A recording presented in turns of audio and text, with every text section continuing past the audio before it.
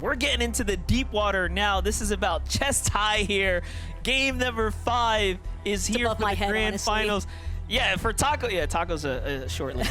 well above her head. Taco's drowning. We'll save her in a second. Throw Floaty in there.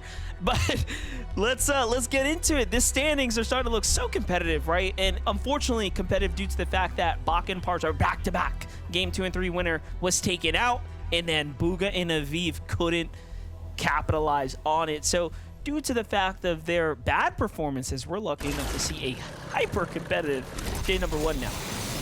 Yeah, and I mean, we're talking about hyper-competitive. Oliver, OG, and Craze. It is a race to the breezy coast here. They're going to be the ones able to claim the initial base setup, though, and Statics, he's looking like he's in a tough position. Whether or not he escapes remains to be determined, but Cirque and Havoc in a similar circumstance here. Chance, Chaos, they look like they want to get aggressive, but they need builds. They don't want to just take any sort of box fight and not be able to actually, you know, build their way into safety if it comes to that. So they're going to play moderately split from this other duo here, and Cirque and Havoc, they're just trying to take advantage of the fact that they've been able to find a couple of decent weapons here. A pump is a nice thing to have whenever you're looking for these up close and personal battles, but they've got to get position first, and Chance, he's actually gonna get that side jump from behind the flank. Cirque, big fall damage to go with it, and that's gonna be the first knock confirmed. Havoc now left to try and recover the situation, but he is scrambling, and sure enough though, just pieces up Chaos on the way up. And this is it, right? Havoc should be able to win this, but no! Even with the high ground and a couple of mats to work with, the mistake was made. And I was just about to say, you know, they're going to learn a lot from this, but this is not looking good. Curly and Raze definitely saw them, right? No, they didn't see them go in the bush. They didn't check the bush either. Oh, okay. I was going to say, you know what I was thinking? I'm thinking they had the visual cue of like, oh, there's heals going on here. It's probably in the building. Nope. By the time they passed it, they realized, yeah, that was behind us. Yeah, that is... It is a little bit cartoony, though, how that actually ended up. I mean, the instant sprint down into the bush, that knock just sending Chance flying there. All right, what about this big unless? They knew that they were exactly in the bush. Now, like, let them get the pick. False sense of security, get the 2 pieces? No, they wanted 2 points. Yeah, no, that's smart. If you get the double eliminations as opposed to just the 1. I'm not against it, but let's give them all the credit. Let's give them, let's say that was the plan for sure.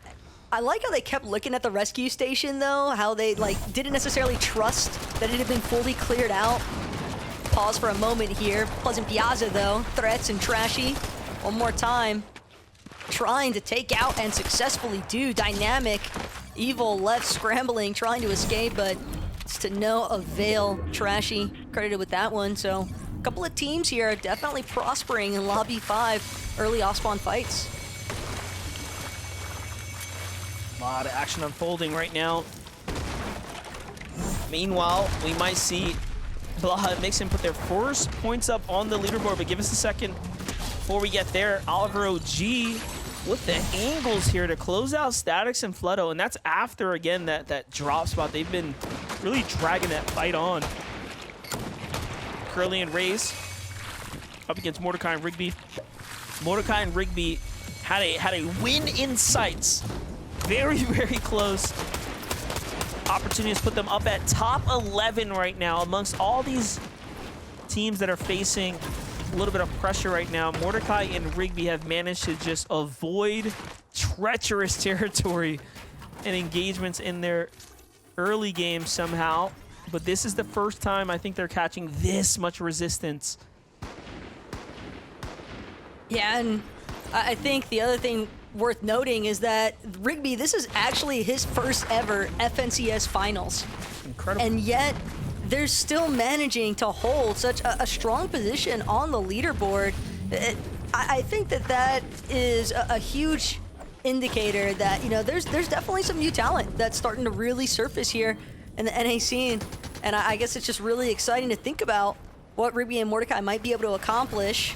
At the same time, though, they're not the only ones looking to kind of work their way even further. Teams want that top 10.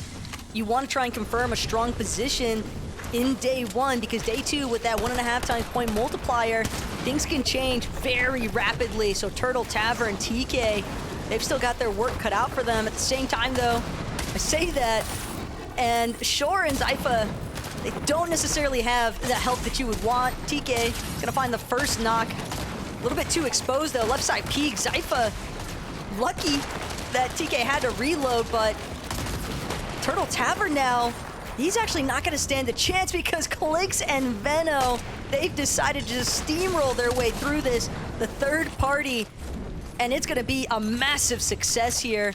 Clean eliminations for Veno and Clicks to pick up. Not a lot of damage, but amazing set of points right now, giving them the edge here coming into the game. That's going to effectively put them up in first place now, up and over Pars and Baka. Clicks and Veno, for now, can say that they have a taste of leading the competition right now, which is very, very cool to see play out in real time. Coming into this game number 5. There you have it. Look, coming into the game here, Clicks and Veno, we're in second place, 216. Those 8 points jumped them up and over Baka and Pars here, who have not earned any points this game just yet. Really showing you how neck and neck first and second place are. And the other thing, couldn't help but notice, as Clicks and Veno were departing from that fight taking place near Reclaimed Villa, the Forecast Tower, it spawned in yet again for this lobby, so high likelihood they're going to be in control of that one. So really excited to kind of monitor their movements, their rotates throughout the duration of this 5th match here, as Bugha, Aviv, they started off with a pretty explosive game 1, finding a victory royale, and then I wouldn't say fizzled out entirely, but they have had some difficulties replicating that level of success, still finding themselves in very strong contention, though, on the leaderboard. I mean, we're talking about our 3rd place team currently, right? So clearly they're doing something right, but you know, after the way that game 4 broke out for them, where they weren't able to really build up as much of a point threshold as they would have liked, this lobby could be where they find themselves trying to recuperate some of those lost points. Yeah, they're just taking so much damage this game already. It's really not looking too good. Meanwhile, Baka and Pars are just sneaking up on this base. I don't know how I feel about this, given the fact that they're doing a little too good right now.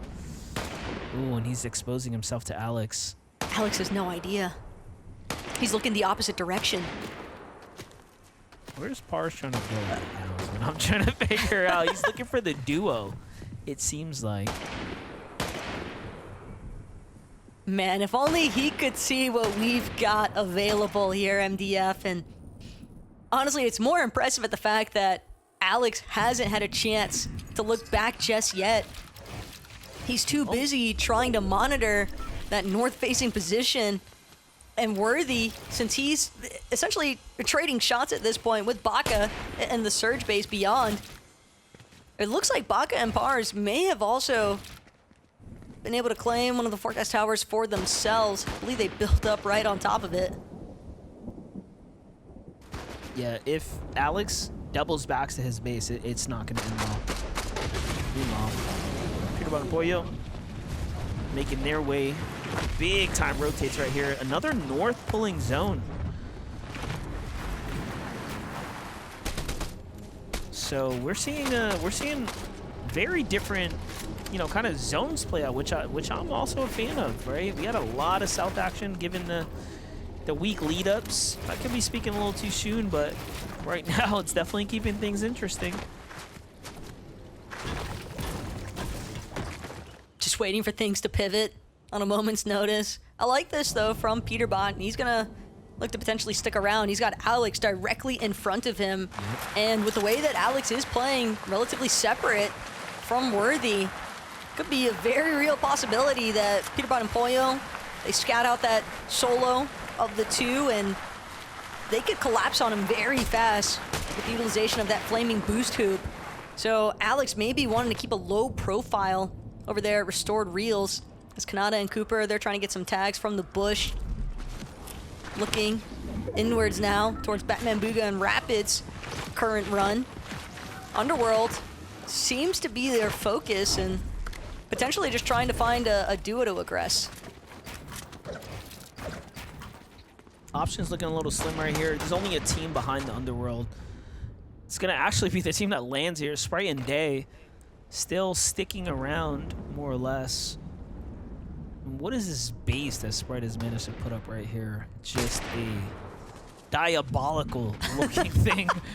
Just a ramp out to the side, not even one that leans into the safe zone. It's just out the side there. Nonetheless, Sprite and Day haven't had the greatest performance so far, but they're in the running right now. Doing better than some. Meanwhile, there's a lurker like on the coast as well, so there's someone having a pretty much a field day out there trying to figure it out. Mongrel and Mr. Savage still alive right now. Have overcome their drop spot. And now have found themselves poised up. You know, all that action in here, Taco. I'm thinking that Mongrel and Mr. Savage are aware of the fact that they need to get some damage going ASAP, because the way that they're running around, it doesn't lead me to believe that this is a team that feels super confident about their current surge damage threshold. Typically, you'd see teams a little bit more fixated on just being safe during their rotates, but these guys are looking around. They're trying to find somebody, anybody, as they make their way through to their next position as zone pulls. But Veno and Clicks getting super aggressive here now. They just want to try and take out the number ones. I don't know if they recognize the fact that it's Baka they've got in front of them, but Veno, he seems like he is determined to clean this one up, and I don't spot Pars anywhere. I almost have to wonder if they've already gotten credit, and sure enough, Veno, 3 eliminations. Last we checked in, he only had 2. So I think Pars has been added to the count here. Veno and Clicks have built a surge base, like not too far off at some point or another, right in between that. They might have actually found them outside of the powered duo base. Take a look from the other perspective. There's Pars off in the distance. Got a little too hungry out in the open trying to get tags, and that's what happens. And this was in that exact area where Alex and Worthy were positioned at that same compound. So for Baka and Pars, they have to be scratching their heads wondering, what are we doing wrong? They went from back-to-back victory royales to now giving away the lead to Clicks and Veno. And it's just painful to watch play out, but it's not over yet. Baka is still in this game here. To be fair, though, I think Pars was actually the one who took the first shot. I don't even know if Veno had necessarily recognized where Pars was actually located. I think it was more so that he got clued into it and was like, oh, okay, you want to take tags at me, guy? So, yeah, I think that was just maybe a misjudged situation there for Pars. Peterbot just, he is disgusting with this Mythic Combat Assault Rifle, man. That is gross. That should not be happening. Does not make sense how fast Peterbot managed to secure that elimination right there. And back in time to get the loot now. Things seem to be lining up here for Peterbot and Pollo, who are trying to make a comeback right now. Wait, did they seal that off from Pump and NPen? No, I can't tell if Pump and NPen had actually gotten the capture point, but Peterbot and Pollo maybe blocked off the loot drop with the floors. Yeah, I think the loot definitely went onto their layer. They grabbed it as it spewed out before anyone else could grab anything.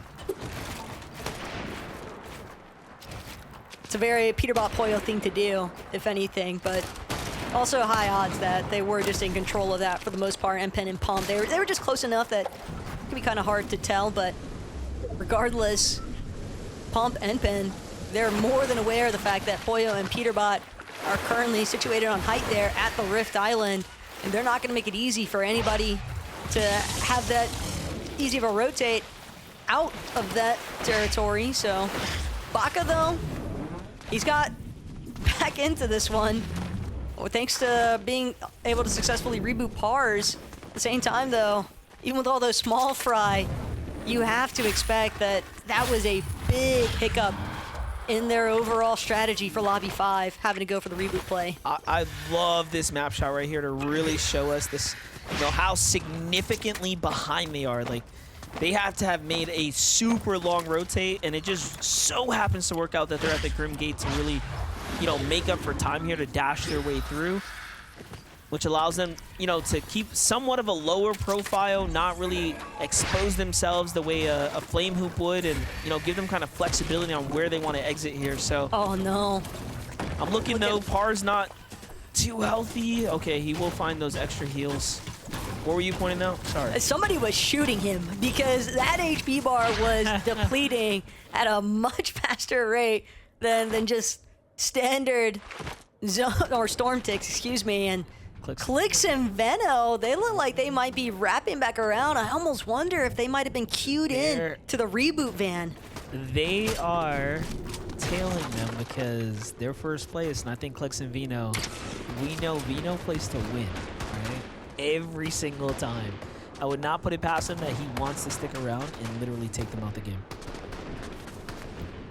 We'll have to see whether it's fully effective or not. For the time being, it did look as though they had a pretty distinct upper hand.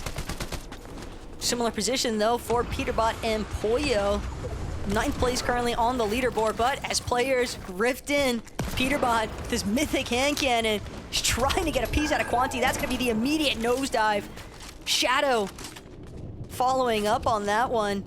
All these players that are hoping to get more of an extended rotate off of these rifts are forced to just nosedive downwards instead, so they don't really reap as much benefit off of that MDF. I still find it crazy that Peterbot will run 3 weapons, 1 heal, and 1 mobility. No other player is doing that in this lobby at all. Maybe Paper, actually, given how much he loves the hand cannon. But that's about it. That is about it.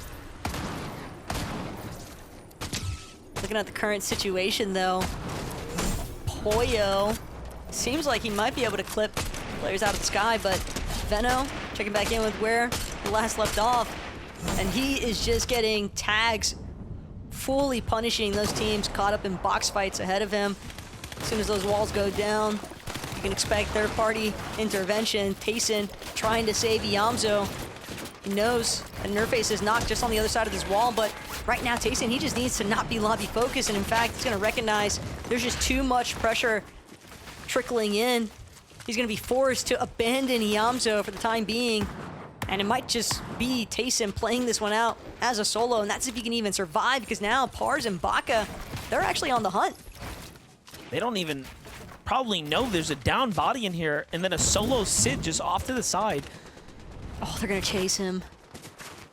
It's so hard to find. Just look at the map. It's so hard to find. There's way too much territory here. Too many trees up. Tayson will be able to pretty much hide away here for a moment. But he's just had to push so far out towards the edge. I mean, all 3 of these players practically on dead side, but Tayson still doing everything he can to try and escape. Pars and Baka, they seem a little bit more prioritized, though, and just checking every single bush. They definitely don't want to let Tayson get away, but Tayson might be able to make a play here instead. No. Gives away his position, trying to get some shots onto Baka. Now he's just going to get fully keyed by this duo, trying to buy time. If he can get at least 1 successive knock, that could be a huge spoiler there. So Pars and Baka, they don't have that many heals. They've also got to be careful with how they take this fight. Yeah, they really need this because of their damage. They're thinking way ahead right here. They know that they've been in the storm for too long. This is a very, very good elimination right here for Pars and Baka. And it's not the answer, right, to their problems right now, but it is definitely going to cushion the landing here because I think they're in for some hard times to come, and they're going to need another really, really big fight. Kanata and Cooper right now, same situation. Just 100 above. This is no comfortable spot to be in at all right now. Oh, that is so unfortunate. Kanata's gonna have to use another crash pad, and he's slowed off of losing the momentum from clipping that tree branch, and Kanata knows it is lights out. Just instantly focused by the lobby. That is such an unlucky scenario there for Kanata. Just didn't anticipate that tree to slow him down. Cooper, though, trying to do what he can. Wanted to see if he can make his way towards Kanata's body, pick up that loot, but Reet and Ritual, they're gonna be just too quick to the punch, and Cooper now forced to fall back. He knows that he can't afford to try and take this fight just yet. He's a little bit too injured, and he doesn't have a full assessment of where exactly Reet and Ritual's HP even lies at. He does have a decent amount of heals, though, all things considered, so he could look to clutch up some placements for this team. See other players do it. Cooper's just as capable. Meanwhile, Miro and Pink, who, again, we haven't seen the life really come out of this duo just yet, had a chance to their first, you know, I don't want to say like foot in the end game, but they were kind of there, but just not quite. And look at how fast these lobbies have thinned out. This, again, we're in another situation right now where with just 22 duos remaining here, I can't help but think that whoever takes height early is probably gonna win. Just given the way this lobby's starting to play out here. Clix and Vino, not the best positioned or the healthiest when it comes down to material count. However, still in a very strong spot right now. And they're kind of distanced, too, away from the other opponents at the moment. Which, look, they don't have to worry about any of that, right? They're not getting targeted. They're not getting looked at. They have time to stay kind of in the zone here, as does Baka and Pars, who are outside the scope of this safe zone right now. And the problem, too, for Baka and Pars, I'm not even sure they recognize the fact that they might just be rotating right next to Clix and Veno. The only thing standing between them currently is a solo. I believe it was Blaha that we saw kind of fixated between these two. But Blaha, again, also, when you're playing as a solo, obviously you just want to remain as isolated as possible. He's not trying to stick his head out in the open anytime soon. But Clix and Veno, they're also in a low ground position that I think is really going to catch some teams that are forced to drop for the mid ground layers because of all the congestion. If they get tagged, you want to bail to low ground, right? But Clix and Veno, they've got 4K viewpoint of exactly when those teams drop. So not too surprised if they actually opt to hold that one a little bit longer, like you said. Yeah, and you know, one thing's for certain is the fact that they have that forecast tower, they are just in the best position. It's making such a difference right now. Now the last to go out and crash pad, again, because they had the best spot, means that they just continue to have prime positioning here every single step of the way. It just makes a huge, huge difference right now, where other players are trying to scramble to sort of figure it out and then strategize and make a play. They're literally a full step ahead, figuratively and positionally on the game right now, and it is showing off big time right now. 4 eliminations, very healthy material counts right now, given that they're not wasting any step of the way right now. Meanwhile, on high ground, from out of nowhere, Peterbot, Pollo had the position over everyone else right now, and 6 eliminations, so they really have fought their way to this spot here. It's definitely looking like, yeah, Peterbot and Pollo, they're trying to kick things into overdrive, but Veno, he looks up, he gauges, maybe now, maybe soon, but you can tell they want this layer switch. They want to crank up to height, and it could be very near future when we see them work for it. But right now, it's all about maintenance towards front side of zone. Veno doing what he can to continue tarping through this mid-ground territory. To recognize the fact, though, they're going to have a little bit of pressure filtering in from behind them, and they've remained unseen, at least for the time being. Peterbot and Pollo, they're not fixated on suppressing their layer specifically. They're looking at some of the teams that are a little bit more towards front side currently, as Veno and Clix. I'm just waiting for them to take their moment. Yeah, they're trying to let this lobby thin out, and I was just about to bring the focus to Baka. Baka's still alive here. Pars just fell a couple of moments ago, but look at this. Baka ratting his way through the mid-ground here, just trying to stay off of those congested layers here. And now has found himself out of gas, forced in. Vino turns their attention to the high ground. They put a little pressure down, and they try to go for it, but that was a desperate attempt. Almost tried to force their hand there, and Clicks luckily narrowly escapes getting eliminated there, and they continue to earn points here. Now, all of our top hitters are inside the top 10, including Batman, Booga, and Aviv, who just fell, but Booga's down as well. Vino into the box of bolts and takes them out. These are just points being racked up here, and that is going to be the difference maker that's going to allow them to really snatch up the first place spot at the moment. It's also just a little bit more material, and that's something they desperately needed at that point. Pollo running thin as well as far as the builds are concerned, but Veno doing everything in his power to just try and clutch up one more spot.